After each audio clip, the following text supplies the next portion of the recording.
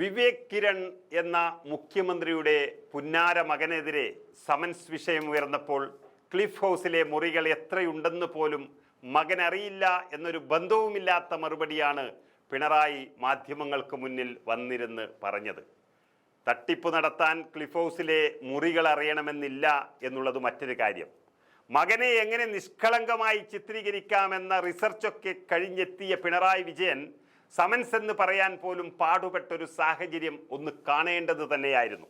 ഇപ്പോഴിതാ സമൻസ് വിഷയത്തിൽ ED കൈക്കൊണ്ട തുടർ നടപടികൾ വ്യക്തമാക്കണമെന്നും സമൻസ് ലഭിച്ചോ ഇല്ലയോ എന്നത് പിണറായി വിശദീകരിക്കണമെന്നുമാണ് KPCC അധ്യക്ഷൻ സണ്ണി ജോസഫ് ആവശ്യപ്പെട്ടിരിക്കുന്നത്. അത് പറഞ്ഞാൽ മാത്രമേ കോൺഗ്രസ് ഇതിൽ നിന്ന് പിന്മാറൂ എന്നുള്ളതിൻ്റെ വ്യക്തമായ സൂചനയും സണ്ണി ജോസഫ് പറഞ്ഞിരിക്കുന്നു. സമൻസിന്റെ കാര്യം ചോദിക്കുമ്പോൾ മകനെ ആരെങ്കിലും കണ്ടിട്ടുണ്ടോ, മക്കൾ തനിക്ക് പേരുദോഷം വരുത്തിയിട്ടില്ല എന്നൊക്കെയുള്ള കപട ന്യായങ്ങൾ പറഞ്ഞ് ജനങ്ങളെ കബളിപ്പിക്കുന്ന പിണറായി വിജയൻ ഇതിൽ വ്യക്തമായ മറുപടി നൽകണമെന്നാണ് സണ്ണി ജോസഫ് ആവശ്യപ്പെട്ടിരിക്കുന്നത്.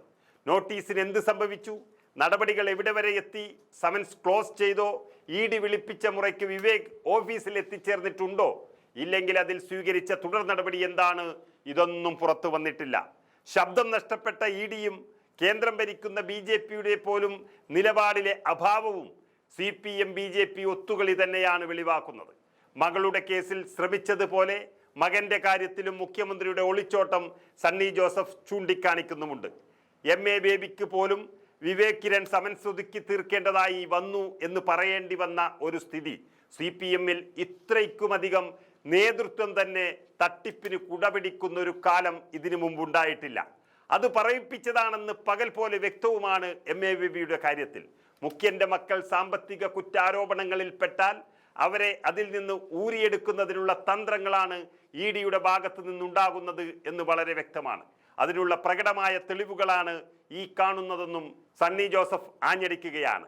ഒരു പക്ഷേ മുഖ്യമന്ത്രിയുടെ പ്രതികരണം അണികളെ തെറ്റിദ്ധരിപ്പിക്കാനും കബളിപ്പിക്കാനും ഒക്കെ സാധിക്കുന്ന തരത്തിലുള്ളതാണെങ്കിലും സഖാക്കൾ അല്ലാത്തവരുടെ ചോദ്യങ്ങൾക്കൊന്നും മുഖ്യമന്ത്രി ഇത്തരം തട്ടാമുട്ടി ന്യായങ്ങൾ മതിയാകില്ല.